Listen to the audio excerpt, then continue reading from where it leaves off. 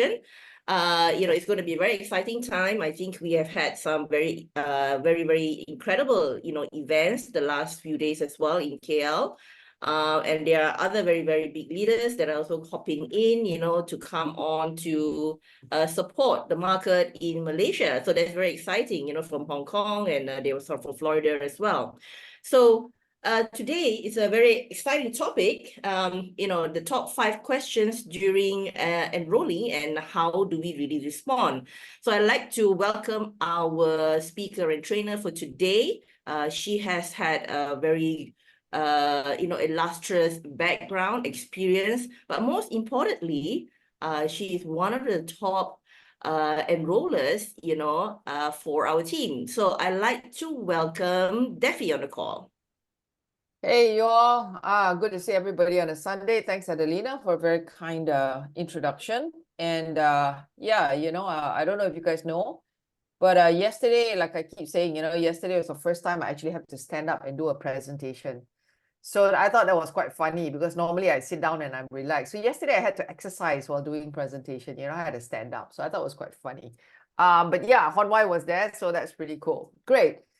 If your teams are not on this call, try and get them on this call, okay? Really important. So, okay, so let's talk about, and I guess if we are here, the most important thing to us really is to grow this business to a certain enough size that gives us the kind of returns or perhaps the kind of rewards or perhaps the kind of security that we are looking for going forward in our life, right?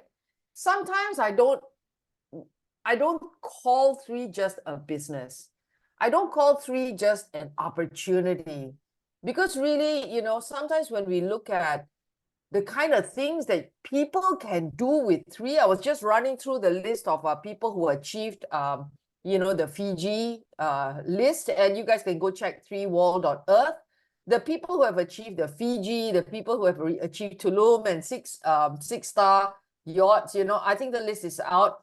I think of 3 more and more as, the kind of life that people could have. It's not just a business, it's not just, some money, right?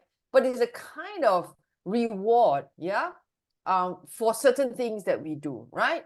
So there we go. So today I want to talk about, how to make that big difference in your business, right? We want to come in, we want to give it a big bang. We want to, kind of really be able to make that huge difference, right? That huge difference through our effort in 3. That's why we're all here, okay? And I chose to come in a little bit at this perspective, because very often when we think of it as just a business, then we try to give it the effort of what we think is associated with a business, right? If we think of it as something more, there is something of our future, it's something that we want our life to be like, it's a kind of reward that would enrich us in some way. Then if we think of it that way, then we will also behave towards it that way. So I chose to talk about today's perspective from that angle, okay? So, I want to start kind of really at the beginning, because when we talk about enrolling and we talk about signing people up, I have found that when you come in at the initial part, right, the different ways that people approach the prospect will determine the kind of questions generally that you will get, okay? So I want to help you shape up your approach to prospect, okay? So I set up a few things, right? So at the very beginning, what is your approach, right? What is deep inside your heart when you're actually going out there and trying to create a prospect? What is your approach? Or what are you deep in your heart, in your energetic subconscious? What kind of energy are you carrying? Is it just a sale? Are you trying to be a friend? Are you trying to be a collaborator, find a business partner? Are you trying to find an employee? In other words, you want to be a boss. You just want to manage somebody. Are you looking for a golden goose? I think everybody's, to be fair, all of us, listen, these statements are, all of it is true, okay? But, where is your energy most apparent, right? So, the reason I bring this up is very often we have what we call the subconscious and the consciousness, right? So our consciousness tries to be very diplomatic, very politically correct, but our subconscious sometimes betrays us. So, the reason I bring this slide up or this content up, right, is, whichever approach that you have, the question is, your prospect can smell it. The question is, do you know what is your approach, right? Where are you coming from deep inside, right? Are you coming from, hey, I'm actually looking for a golden goose, I want somebody to go do the work so I can chill and relax? Or are you looking to just find a platform where you have some people that you can manage, right? Have a few friends and tell them what to do, that sort of thing, right? Is that where you're coming from?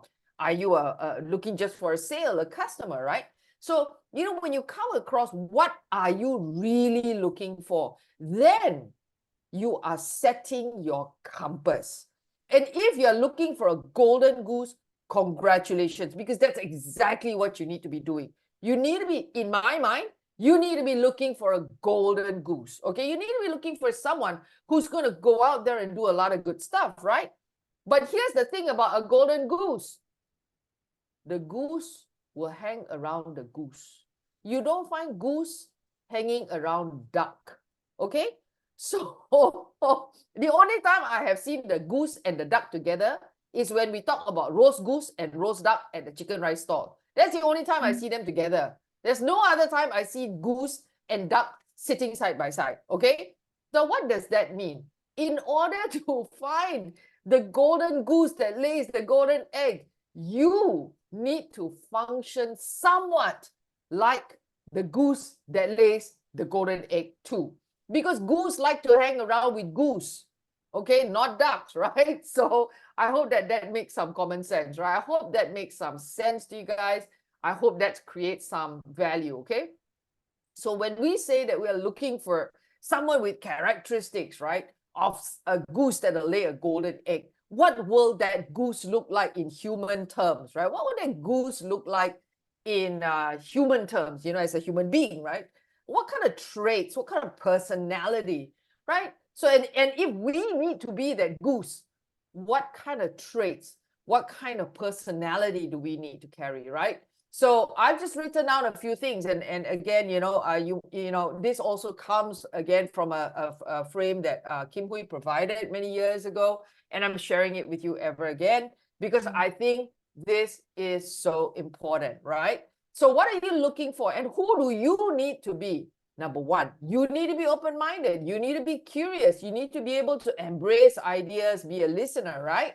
You need to have some desire for success. And I know a lot of times people say, I don't need more money. But hey, I tell you what, people only say they don't need more money. If you tell them, hey, if you take 5 steps, there's going to be a pot of gold. You think they won't do it? You think anybody, if you give them $1,000 in their hand, that they won't take it? If they say they don't need more money, if you put the money on the table, if they don't take it, then they don't need lah.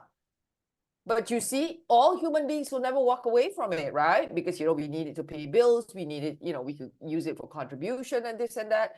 So what are you looking for? Open-minded people who ask questions.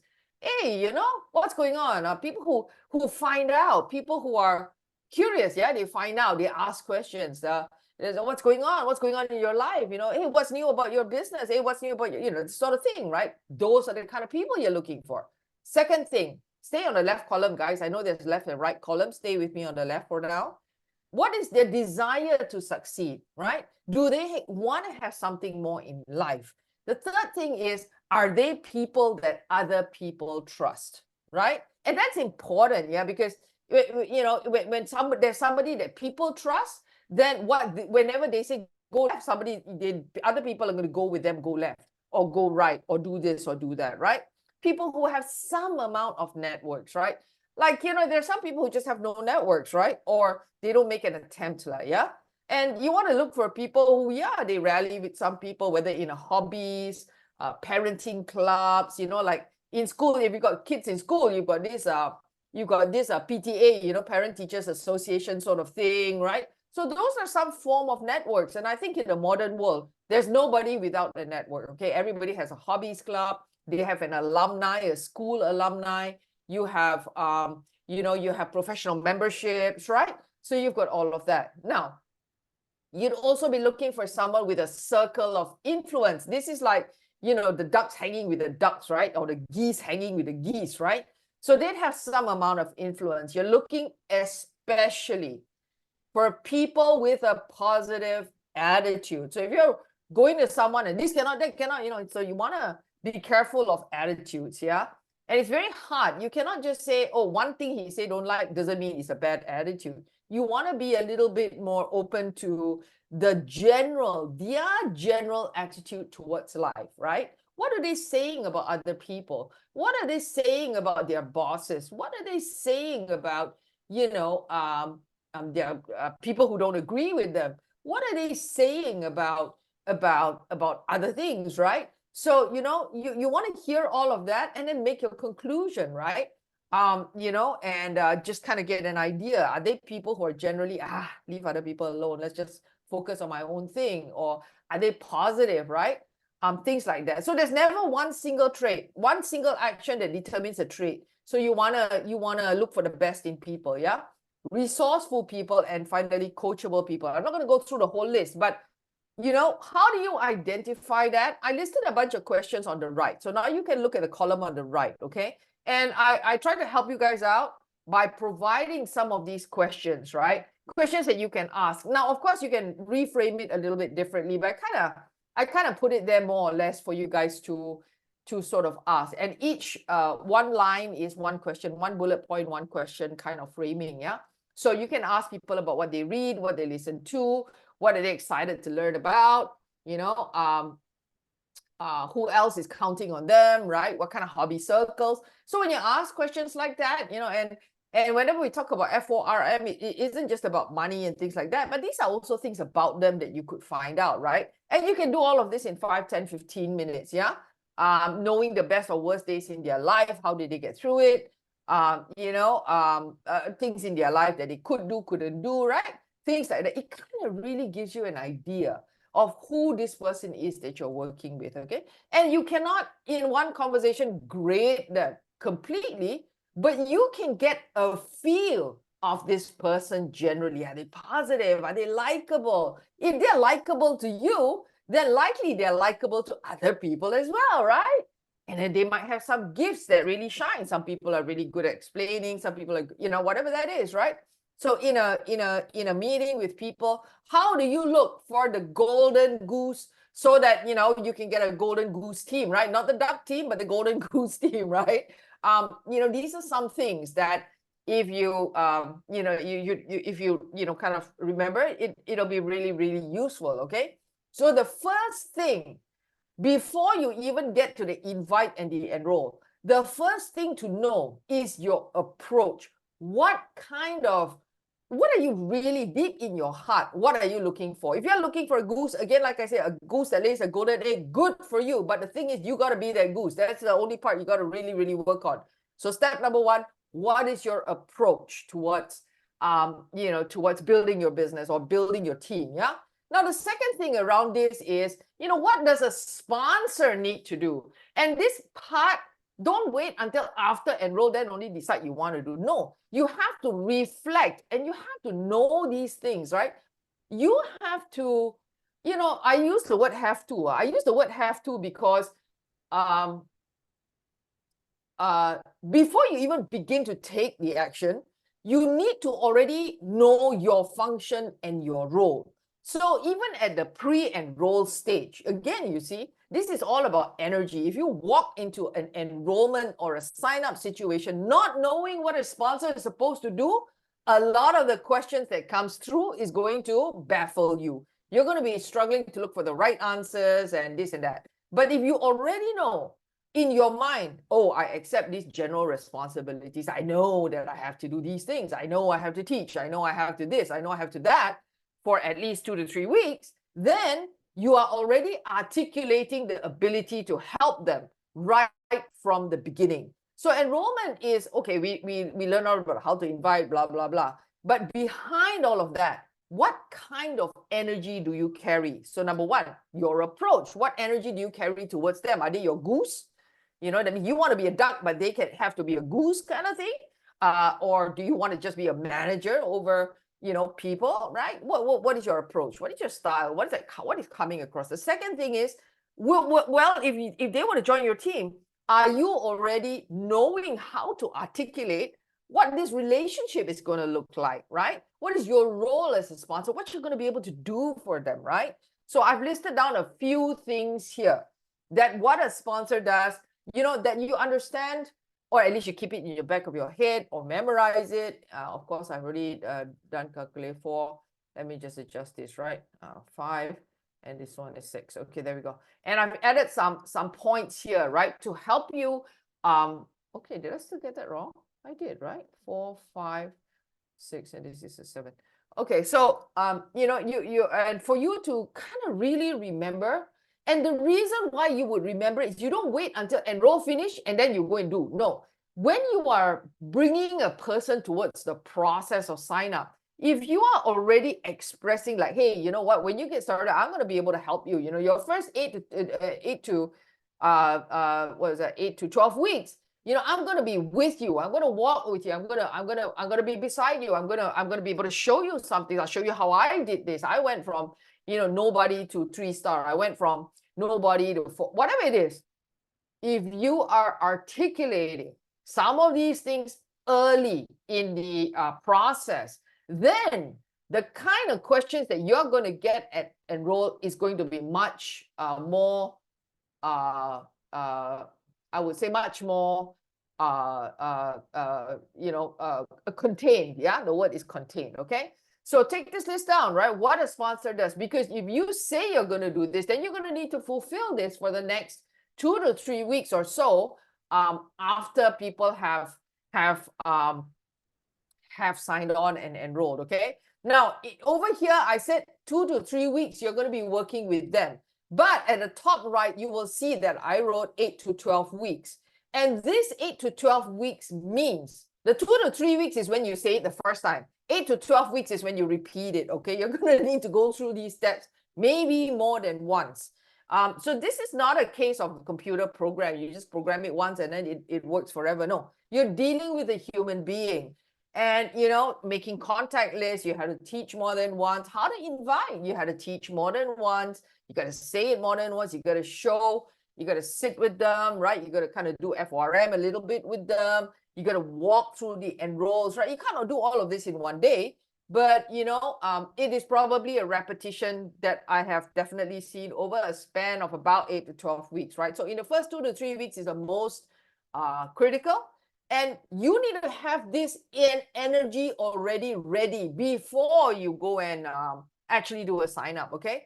And if you have this ready, it sort of really, really helps your new team member to really know what they can count on you for, all right? So your approach is going to tell them how you are going to respond to them. And being able to understand your role is also going to help them recognize how they are likely to, begin their journey in 3 with you. Yeah. So this is, I think, really important. Now, the third thing to shape up is the kind of general trail, right? And although this is like, we think of this as, oh, we leave a trail and then others can see. But even as you take one step forward, people are already looking at the footprint that you left on the ground. Who are you? Are you a sort of person who, who are you? Who are you, right? Are you positive, resourceful? Are you focused? Do you have a belief? Are you reliable, right? And I know everybody's going to say, oh, yes, I am. I'm reliable. I'm coachable. I'm this, I'm that, right? I believe. So yeah, you need to be very careful between what you think and what the footprint is you are leaving on the ground. Because a lot of times we think that we are leaving the correct footprint, but you get the mirror effect from your people. If they're not coming back to you yet, you need to sit down and sit with your sponsor, sit with people who are more successful. Look, I use the term sponsor, but what I mean is if you really value success, then you're going to be working with people who are more successful than you. I think that's rule number one. Yeah. So, so what is the trail for others to follow? It's really that shadow, it's that footprint, it's that energy.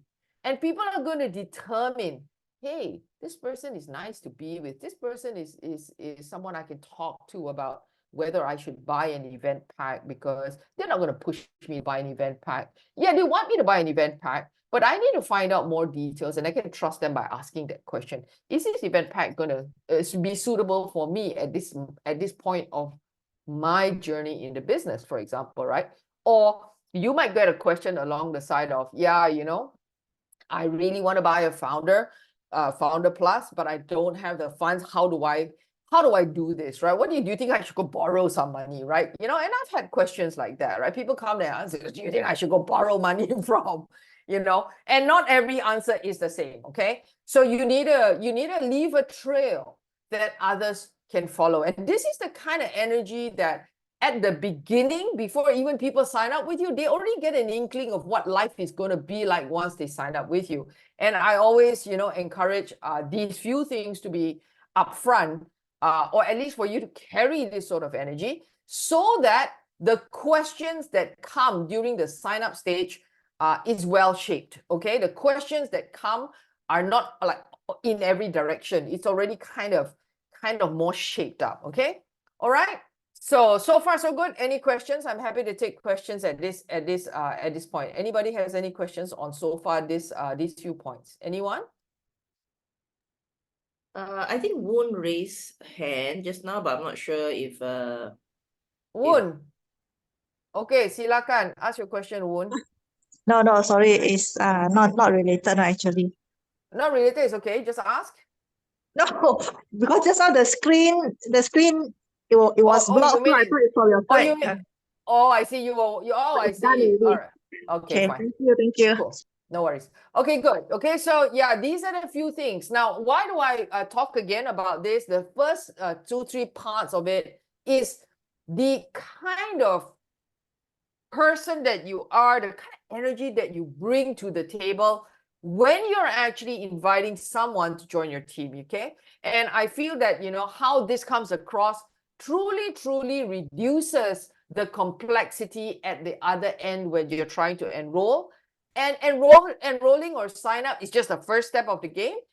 There's a lot more after that, which is having them walk the journey with you, okay? So now let's get to the core of the conversation today. The core of the conversation is today, what are the key questions that comes up, right? During the the sign up phase and enroll phase. And, I've just sort of listed them into 3 broad categories, right? And this, sometimes we try to think of it as a question, but really what's happening is you need to deal with it as a psychology, right? People need to feel comfortable. So the first part that people feel uncomfortable about new things, can I do this? So at the back of the head, they didn't ask you, can I do this? Because of course you're going to say yes, right? So they're going to come out with words like, I can't do sales. I don't like sales. I don't like networking. I'm very busy. I don't have time. But if you understood those objections to be, can I do this? Then you need to respond to the hidden question, or shall I say the hidden question of, can I do this, right? The other one, which is also, can I do this, is really, what am I supposed to do in this business? How does it work? I got nobody to talk to. I don't have friends. All those kinds of objections are really the, can I do this, is how I look at it. And so whenever I'm involved in a conversation, I only look for 2-3 questions, okay? So the first one that I look for, what are they saying behind their words? Can I do this? So, and so if that's the question, can I do this? The first thing I do is I share other people's stories. Okay, so I choose stories or I learn of stories and I share them. Okay, so this is techniques, guys. So it's actually really simple if you're doing the key things. So when you recognize this pattern of psychology, can I do this?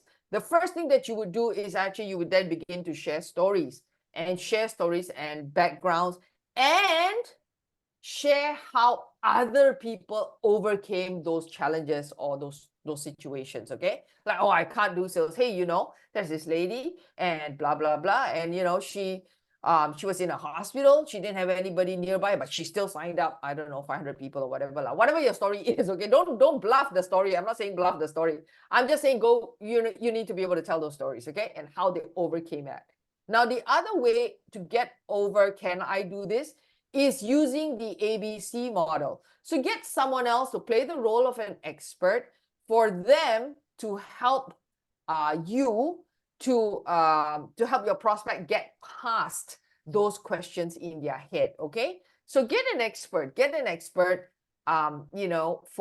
for Q&A. Now, when I say get an expert, it can be practically anybody, but I always say choose wisely. If you need stories, get someone who's got stories, someone who can tell stories.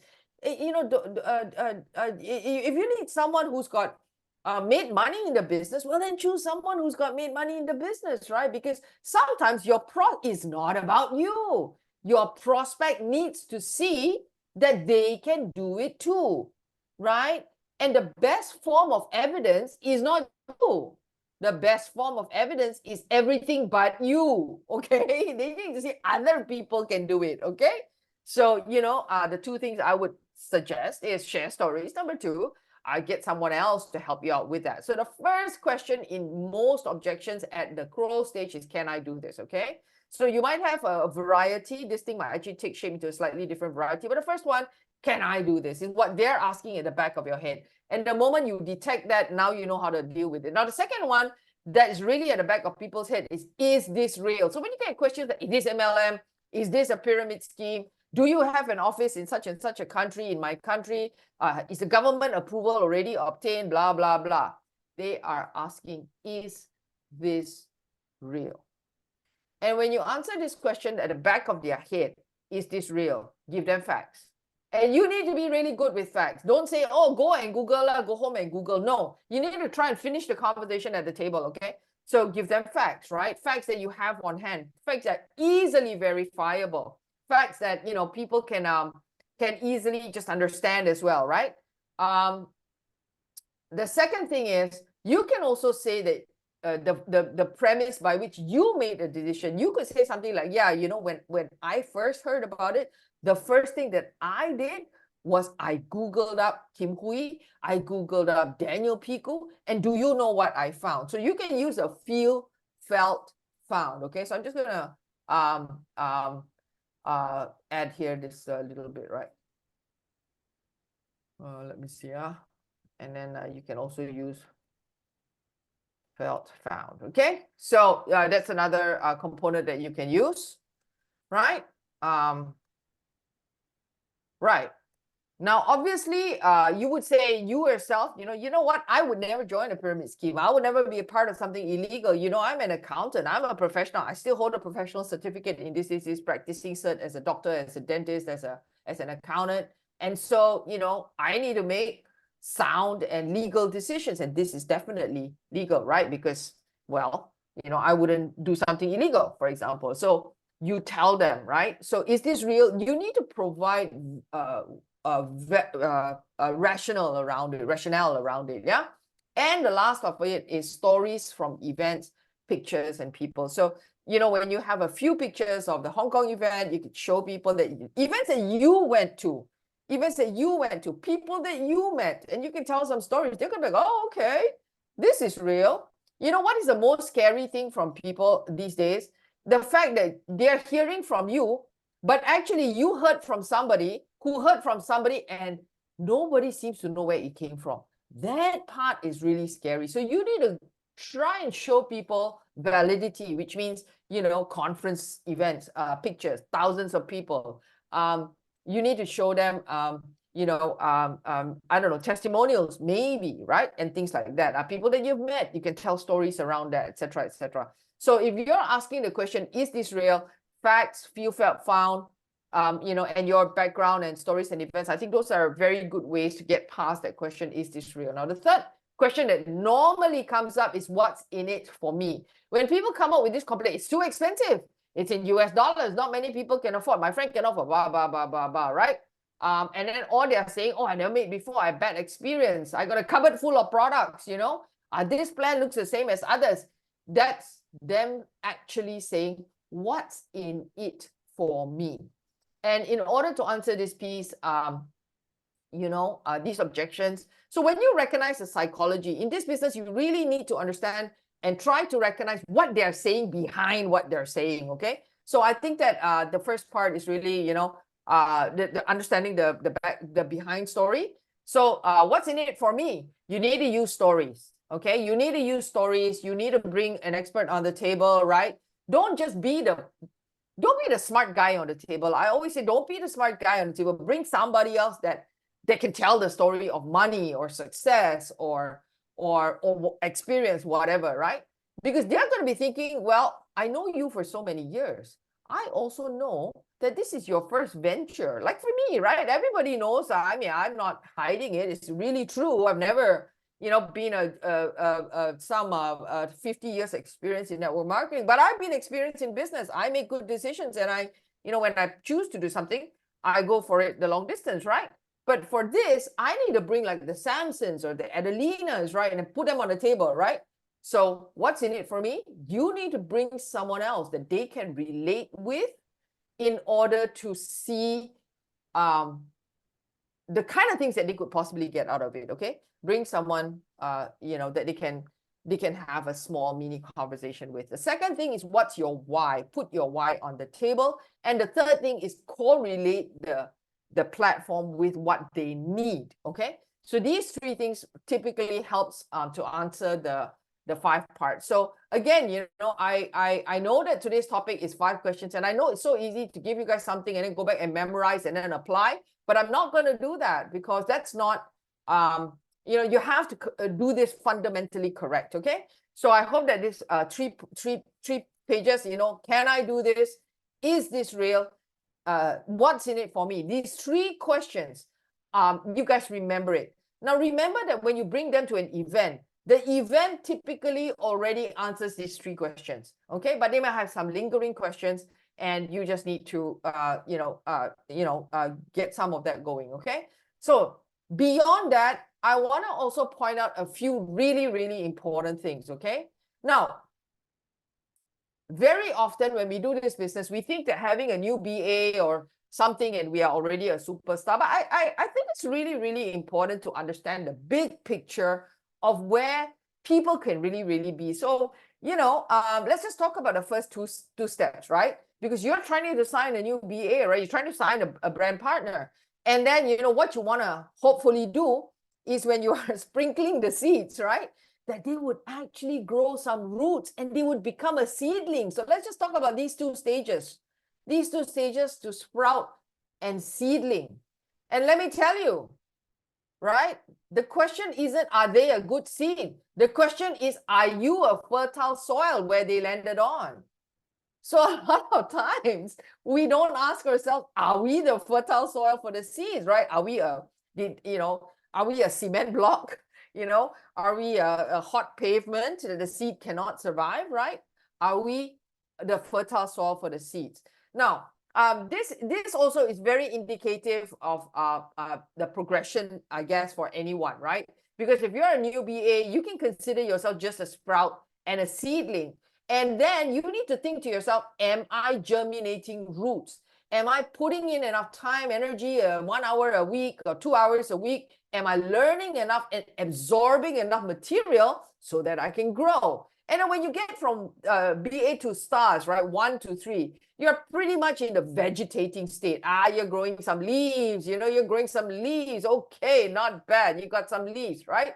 And when your team member is just about growing leaves, remember that if you still need to be fertile soil, okay, you can't stop right there and say, oh, okay, great, you know, you still need to be fertile soil because, you know, they're just growing leaves. They can die at any time. If it's too hot, they die. If the soil is too shallow, they die, right? And then you get into the budding and flowering stage. And I intentionally put down here, it's actually 3-star pro and elite. Budding and flowering, they're already making money by cycles, which means they've got a running team. The team is working well. and their team is growing. So this is a budding and flowering stage. And for anyone who if you are fertile soil for your teams who are 3-star, pro, and elite, you're going to begin to see a good movement and cycles, yeah. And of course, when you get fruits that are ripening, typically you're already 4-star and sharing 3% of leadership bonus. Okay, all right. So yeah, this, I hope, just gives you some visuals to understand that at the very, very early stage, if you are a sponsor, you need to be a fertile soil for the seeds. If you are new, then understand that if you're not putting out roots and absorbing new information, minerals, you're not absorbing learning, then the chance of you drying out is very, very fast. Yeah. So I hope that that's a useful analogy. Yeah. And I just want to cover very, very broadly. So although we try and sign up people, we try and enroll people, it's just the beginning of the journey. So what is this business really, really about? Learning to do it right, learning it right, do it right, and teaching it right. So there's a few things that I think people don't recognize, because what you do with your prospect is what they think that they need to do. Okay, what you do with your prospect is immediately going to click in the head. Oh my God, I need to do this. So a few things that maybe you want to consider doing more of. Okay, number one, you're going to love meeting people. Take them, show them around the room. You love learning new ideas. Show them, hey, don't you think this is a great idea? I mean, like, look at health. It's just changing, right? Isn't this a great idea? You want to come in like that. You want to say, oh my goodness, I met somebody from Philippines. I'm working with them. They're part of my team. You want to show that, experiencing new cultures, right? There's travel. So there's a lot of stuff that what you do and what you say with your prospects is exactly what they're going to think they need to do. So if you're going to say, hey, I love meeting new people, they'll be like, oh yeah, that's quite nice, meeting new people, learning new ideas. Oh, that's true. Yeah, you're right. If you can learn technology about health, that's a new idea. I don't mind doing that. Or, whatever it is, right? More lifestyle, more experiences, more retirement funds. Now, there's a few things that I don't suggest that you do, because at the back of the head in people's minds, it becomes something that they have to do. And they might be thinking, I don't want to do it. And because of that, you create immediately a reduced possibility of an enrollment. Number one, convincing people. Number two, free testers and tasters. I don't suggest it. Number three, fire hosing people, selling, not really using the products, disbelief in the products, negative energy, things like that, right? So when you exhibit some things to your prospects, they are going to think they're aligned with that, and they may not want to align with that. So you need to think carefully, what do you want to align with? What do they want to align with? And what are you reflecting? You don't have to reflect everything, but you do have to reflect a number of the good things, right? Like meeting people, right? So this business is about meeting people. If you say that, make sure you're doing that. It is about learning new ideas. If you say that, make sure you're showing your prospect, hey, did you hear what he just said? Oh my goodness, I didn't know Dr. Dan Gubler. I didn't know, like for me, I didn't know cholesterol was due to inflammation. Holy moly, right? I didn't know that. Or, new cultures and things like that. So what you say to your prospect, you need to be doing it, right? And, I think that that's really important. So a few things also, I think that, may ring a negative reaction to your own prospects, because they're going to think, this is so expensive. How on earth am I going to, use testers or things like that, right? So you want to be really careful with that. If your strategy works, please go with it. But if you think that it's not working, then I suggest you take a look at what you're doing again. Yeah. So these are some of the things that, that is important, right? When you build a global business, remember, you're not doing one sale. You're building a 10,000, 100,000 man organization. And you need to think from the smallest to the biggest, whether what you're doing is going to be something they want to do, they can do, they're willing to do, right? So I made a list on the right. I think it's quite easy. People can fall into meeting people, learning new ideas. Those are quite easy things to fall into. You just need to reflect that, okay? and you need to show that. All right. So good. Any questions thus far? Anybody has any questions on this aspect thus far? I know today I'm talking a lot more about energy and deeper aspects of things, but again, the kind of challenges you're going to get is really related to how you are portraying 3 to others, said and unsaid. Okay. So yeah, any questions at this point? Anyone?